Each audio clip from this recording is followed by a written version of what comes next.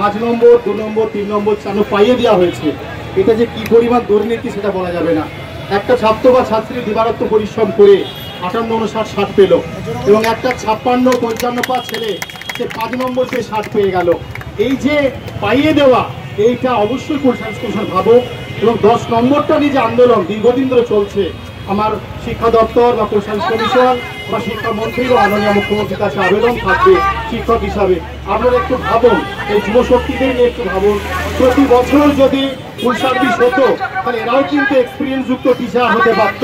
কিন্তু মনে রাখতে হবে, যদি পরীক্ষা না নেন তাহলে ফ্রেশাররা কিভাবে এক্সপিরিয়েন্স যুক্ত হবে তার উত্তরটা যদি দিয়ে দেওয়া হয় সেটা গ্রহণ করবে।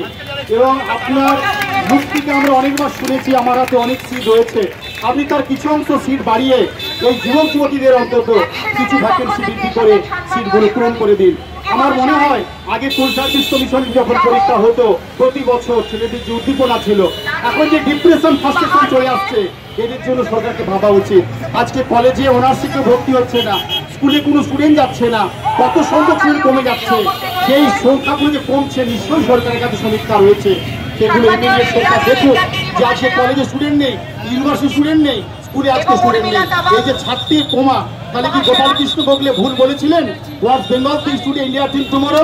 আজকে বাংলা যা ভাববে, ভারত আগামী দিনে যা ভাববে, এই উক্তিটা যেন মিথ্যা না হয়, সত্য হয়, এইটুকু আবদার রইল আমার কাছে যে বাংলার যুবকদের জন্য অন্তত 10 নম্বরটা ভাবুন, সিট বৃদ্ধি করে যে রাজপথে নেমেছে এদের জন্য আপনি একটু সদয় ব্যবহার করুন।